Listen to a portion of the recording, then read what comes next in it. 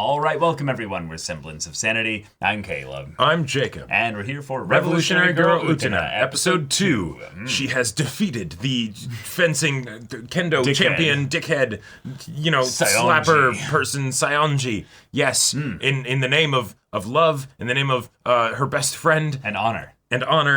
And now she has claimed the bride inadvertently, even though that wasn't her intention.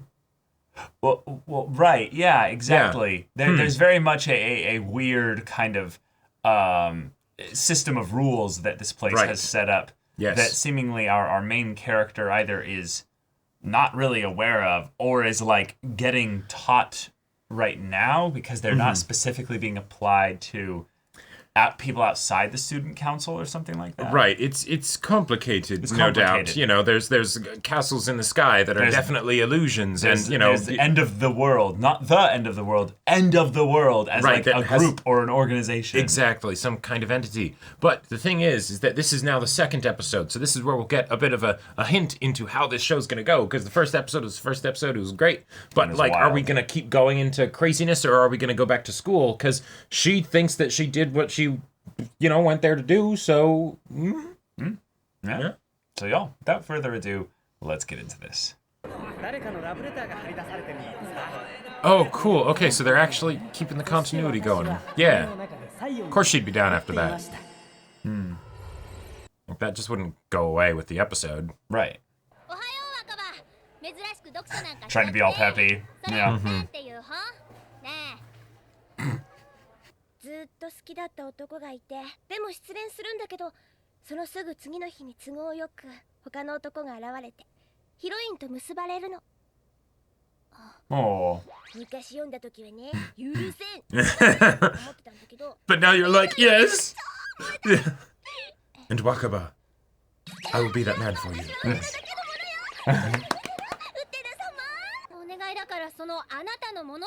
Right. You've been saying this since we were 9 years old. Exactly. Yeah. Oh, yes. Yes, pontificate. Oh, the world is ours. Ah, yes, humanity must advance, evolve. Right. Oh. Go fish. They actually are playing Go Fish! Potentially. Or Old Maid, maybe? Okay.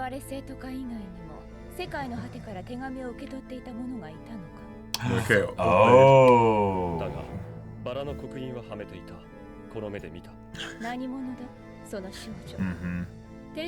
Oh, see, now they're wearing the...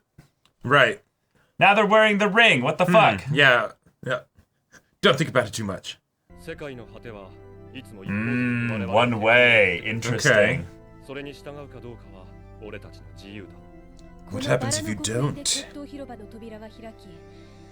That is as we see fit. Sure.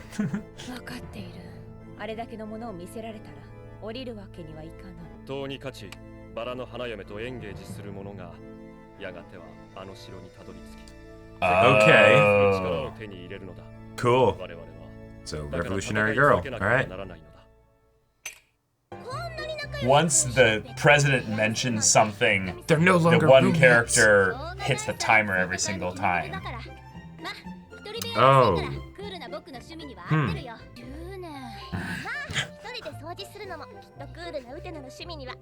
Wakaba never walks for long by herself. No, never.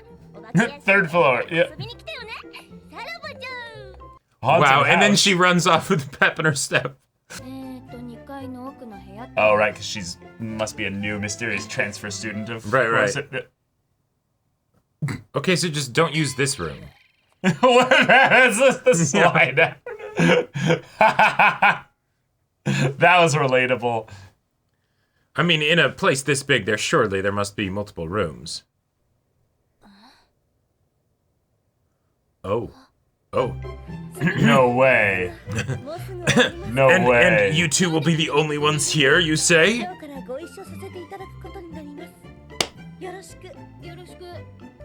Oh my. And they were roommates.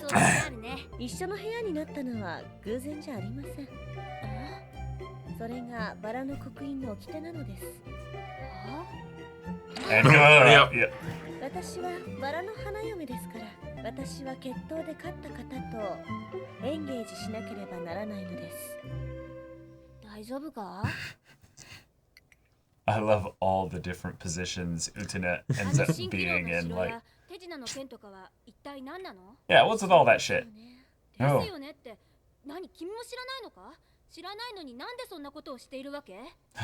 Ah, there's the fundamental question. Because I'm gonna be a badass prince. Ah, the mouse. We have a mascot. Yeah. The tie and the earring. Oh my god.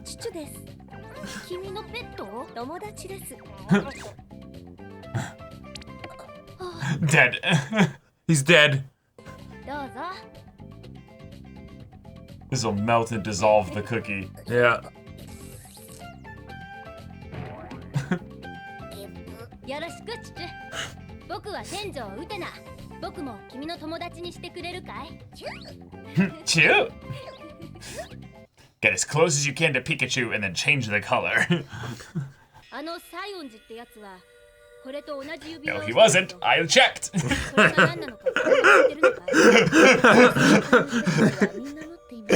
Of course they had to, but その指輪を持っているのは決闘の参加資格のある人です。現在の勝者であるウテナ様には、これからバラの刻印を持つ人たちが次々と決闘を挑んでくるはずです。Right. Okay. Gotcha. They're on the plot rails now. My man is questioning his entire life. He's like, it's okay. I lost to a woman. 1 in 5 guys, you know? It's just... Sometimes your sword don't work the way you want it to. It's okay. He's about to come up with his whole incel philosophy and everything about how all women are evil and everything. Like, he's literally like honing in. It's like, well, you channel your virgin power. Yeah, exactly. 997, 998, 2,427, 2,428. Oh. お前か、生徒会長。邪魔だったかな、副会長。いや、君も一応うちの部に席を。Who enters my domain? 剣道部首相が。Oh, is there a little bit of sass in there? Yeah. You're gonna fight the middle school girl again? チュチュ、早く彼女を呼んできてくれよ。でないとこの広い食堂で一人きりの食事になっちゃうよ。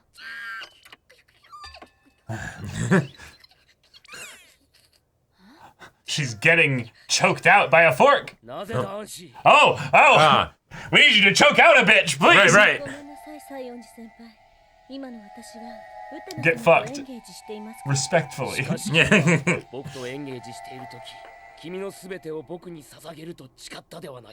Hanseth of bitcheth.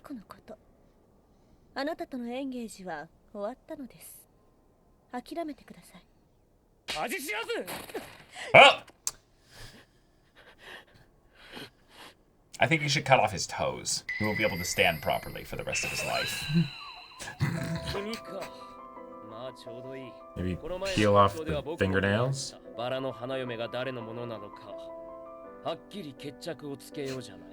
Bitch, I just beat your ass.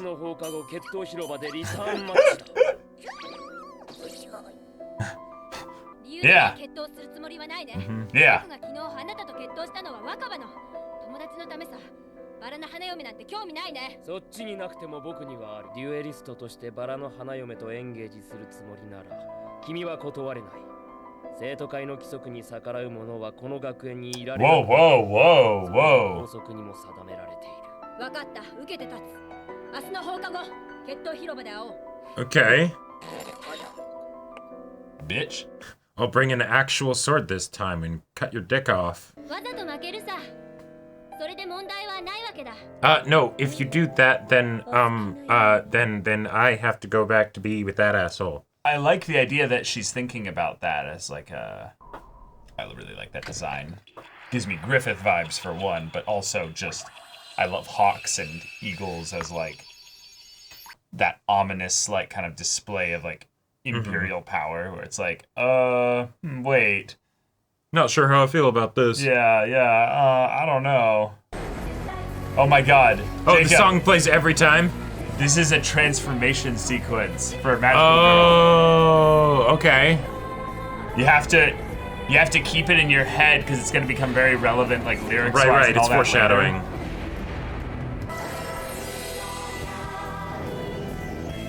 It is a transformation sequence. Oh wait, and since she has the bride now, she might also get the bride's sword. Yeah. お気をつけて。ああ、わざと負ける勝負で怪我するのはバカバカしいからね。I mean, he seems like a stable fellow. 城のバラよ。 Ah, Hell yeah. Here we go. その力を主に応えて今こそ示す。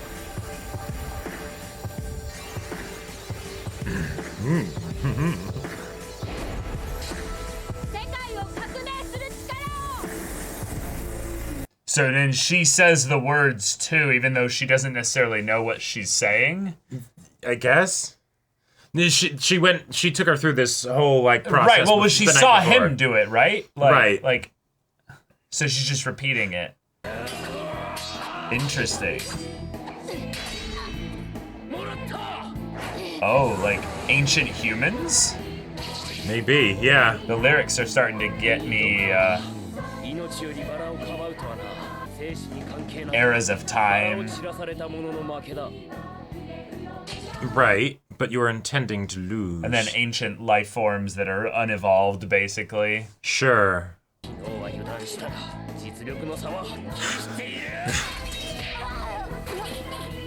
All right. That makes so much sense for what we've seen of this guy.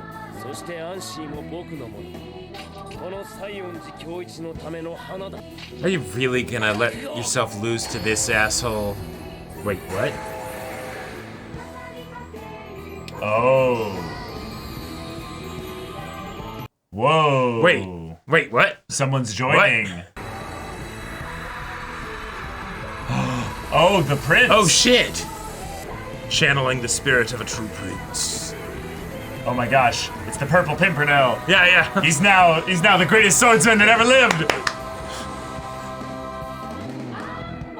No, it's just that she's now had enough of this guy's shit. Fuck yeah, just break his sword. Yeah, what did he see? He probably didn't see the person.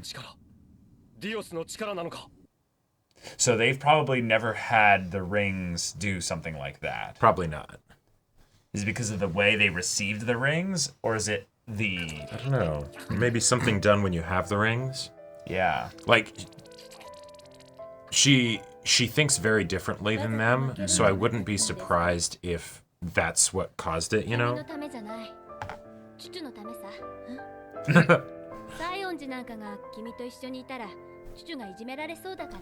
Tease is putting it lightly. Yeah.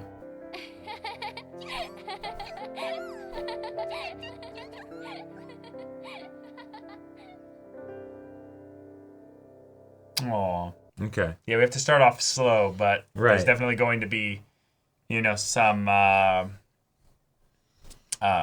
developing feelings. Right. But yeah, you can't just immediately throw it into the, they love each other. It's like, well, No, this is yeah. a weird situation they're in. Right. And if anything, especially Utena, she's like, She's no, kind of the reluctant this hero is- in a lot of ways, even though she's very proactive. Right, but we just had also a mechanical thing that overrode her will, Yes. which is a little bit, Uh-huh. Okay. All right. All right. First is, second verse, same with the first is a little bit here. Yep. Another slap, another duel. Okay. Yeah, I liked that this one kind of spent more time focused on kind of the character stuff with Utena Yes. and Wakaba and then Anthi by extension. But a lot of this feels to be kind of this is kind of just a kind of almost a little bit of just a character establishing episode, because even the stuff with the student council was primarily about what just happened in the first episode and kind of recapping it for the audience. And then also giving some exposition that, we don't fully understand right now, but it's the setting up of future conflicts and stuff. Right. They all get letters. They're one way. They can do whatever they want with the info or requests or commands or whatever from End of the World. And then whoever has the bride will finally enter the castle.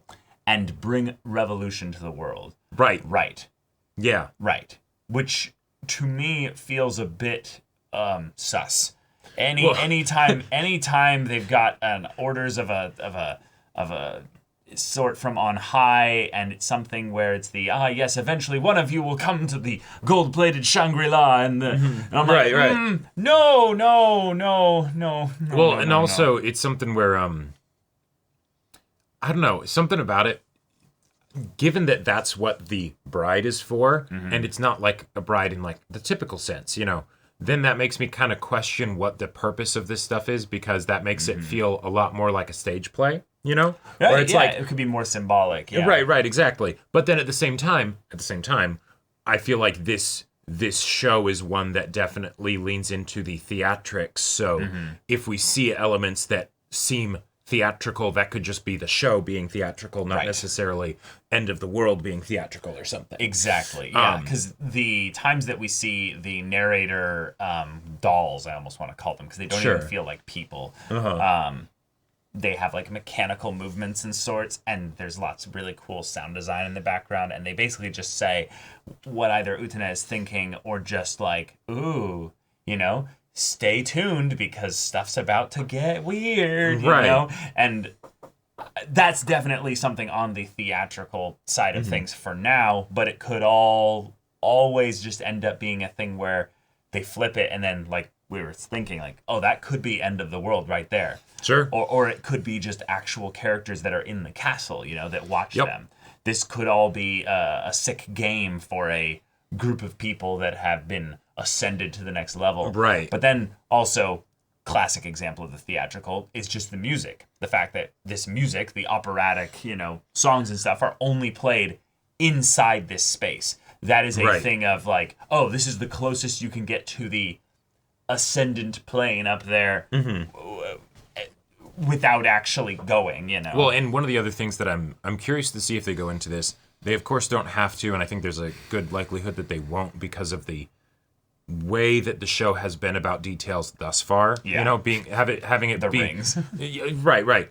But if they're in high school, okay, cool. Not all of them are. She's in middle school. Okay, yes. Okay, no, that's that. All right, good point. But if they're at a school, there would be people that would have come before that would have graduated, right? Unless this started with them, where they like got the letters and all this stuff started happening and whatnot, then theoretically they could the student council could be like, but you remember so and so who I think that's was the gonna come previous up. President, and then I think that's going to come up. I think that's what honestly, I think that's what the prince from her past is that he was someone who was connected with this whole thing here. Right, because he had the ring at the very least. Yeah. Yeah, exactly. And given that they are very much trying to go for the, every single one of them still has their ring right now, this means that the ring that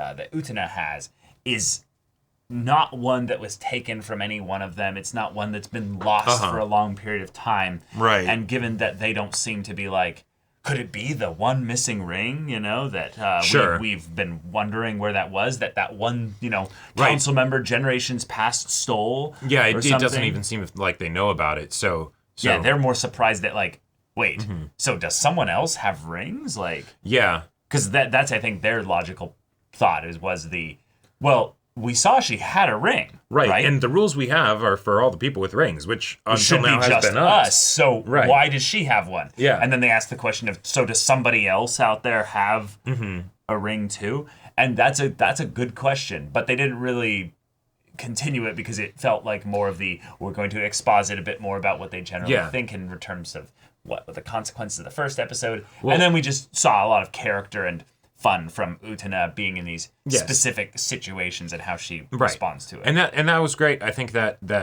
that definitely fits for this being the second episode, where it's okay, yes, she's at school. The status quo has been disrupted from the first episode because the story started, right? Right. and now, so we need to find the new status quo. Okay, cool. Yeah.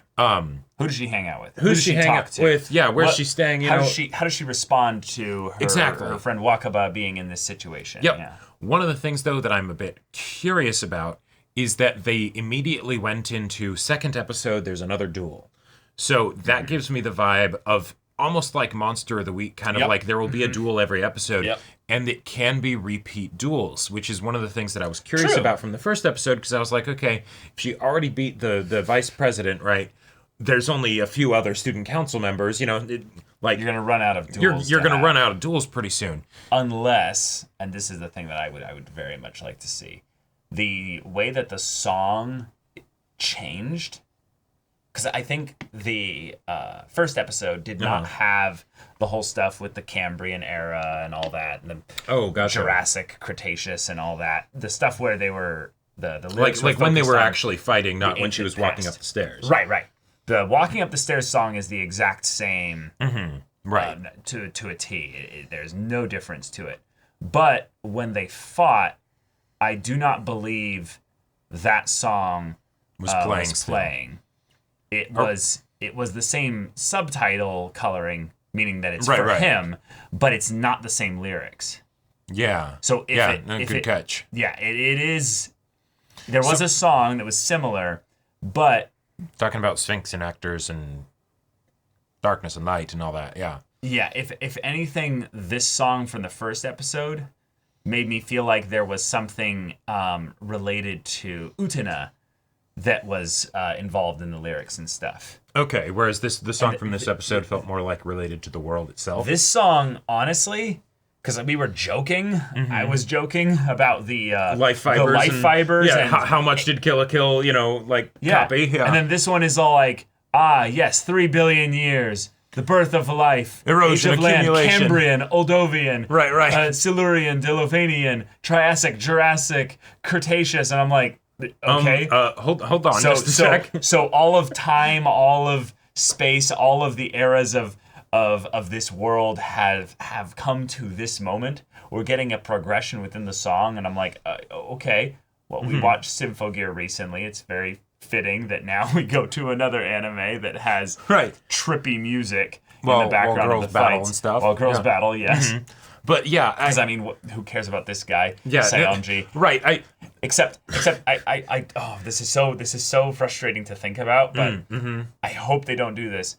But the way that they structurally set up certain things within the student council makes me think that they're trying to eventually give each of them character arcs to redeem some of them. At the very least, they're going to attempt that. Yeah. And I really, really, really hope they don't, because fuck this prick. Yes, they've sacrificed his character on the altar of giving someone for her to fight and have the comeuppance. And hey, great. Yeah. That totally works for the story. Yeah. But then don't try and make us sympathize in any way. Please. It was already something where the ways in which they respond to the things that he does was so minimalized. Yeah. And that's something that can be very hard to see, because even though, yes, he's the antagonist and he's getting fought, the idea of them talking about he'd keep teasing the Choo-Choo or whatever. It's first off, he was stepping on him. He was stepping on Choo-Choo and crushing him. Yeah. It's not teasing. Right. Second, the whole idea of I'll just forfeit the duel. I get that from the standpoint of Utena's lack of motivation to be here, because she's not a part of this whole shenanigans. She doesn't want to own you. Right, and she doesn't want to own you. Yeah. But you do realize that and it wasn't really brought up, I'm guessing, because Anthe was I'm not going to question, But if you forfeit this duel, she goes back to Mr. Slaphand, Are you sure? Are you sure you want to do that? I like the idea, and the decision to then no, I'm actually going to beat this guy. Okay, cool, but I'm not even sure if it was her decision. It didn't seem like it. And Nope. And Yeah. Her character is one that right now has kind of what I would call how would I say this? Utena's character is one that is very expressive right now. Mm-hmm. But the things that she believes or the way that she sees the world is warped. It's just a weird kind of thing here.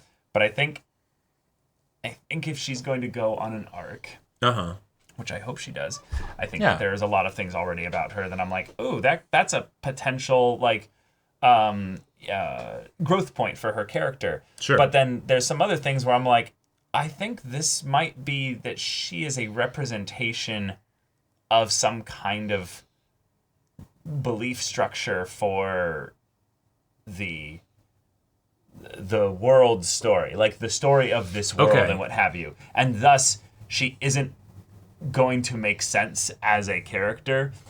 Okay. And I'm like, oh, I hope they give her a little bit more humanity than that, because she feels like she's the chaos factor being brought into this world of rigid, brittle order, and thus she'll revolutionize it. I'm like, yes, I love that. Awesome. It's wonderful. But if she doesn't actually observe the system as for what it is and go, this is broken, this is fucked up, then why is her desire to change it going to mean anything to us? Exactly. She's going through the steps of opposing it, but she doesn't know why she's doing it. Yeah, right. She repeated the words without knowing what they even mean. Mm-hmm. She just did it because that's what he did at some point in the previous episode. Then so it's like how much of this is her as an individual versus her as kind of like a counterforce, because the thing is that you can totally go for the, hey, it's less about Utena as an individual and it's more about the something, I don't know, more mythic, I guess. Well, yeah, mythic in terms of like evolution. The idea that revolution, contains a very specific word in there called evolution. Yeah. And it's the idea that you basically take something and you force evolution. You bring impetus to it. You bring like there's a will, there's a decision in there. She was someone like her was destined to show up, right? Right. Because of course, they would have to. But a character of destiny can end up being a character of complacency and just one that doesn't really care too much beyond the surface level of what's going on. And having a character start that is both shaking things up in the story while also being maybe not questioning things as much. Well, being reluctant protagonists can be a lot of fun. Yes. Right? And she seems a bit like a reluctant protagonist now. Sure. Only thing is that some of the things we're seeing would be things that I would hope would push someone that's reluctant into being proactive. And they kind of are, but then they're also maybe not, because they don't seem to... Like, either she's sort of like being tongue-in-cheek about like not actually saying why she, is doing this, Which the choo-choo thing, I could totally see that being the case. She did say in the first episode, I want to save princesses, So let's see more of that saving princesses, right? Like this seemed kind of like contrary to that a bit. Yeah. But and that's where I'm realizing I personally, it's not just the ring things, I'm not going to harp on that, but I feel like I need to dial back a bit of my like Evangelion type vibes that I got from this show. Oh, sure. Yeah. In that it might be actually a lot like Evangelion in that it's don't read too much into a couple of the things here, because it's a little bit on the style kind of side of things. Yes, that's a good way of saying it. Yeah, it's on the theatrics more so than the the literal necessarily. Yeah. But yeah, it's like, okay, that's fine. The idea of revolutionary girl Utena, I'm like, yes, both in that's what she's going to become. That's her arc, right? And that's what I was saying this earlier, is that she's now not there yet. She doesn't actually have the why, surprisingly, to actually go and ask questions and to basically poke at this system and be like, why are things this way? What is the actual thing going on here? She's kind of just like, I guess I'm in a, abandoned mansion. Cool. Why? we still don't know. Yeah. There's literally no reason as to why she's there as opposed to anywhere else. Part of the rose ring thing. Yeah, then it's the... It's additional mysteries that are being set up for the future. Right, right. Yeah. But then also if they're wondering who she is, the student council, why aren't they, like, asking questions also about, like, okay, where does she live? Like, what was going on here? She's staying at the I got the feeling that they set her up here. Like, maybe I'm just missing something here, but that it's this is how the whole rule things go, like there you go.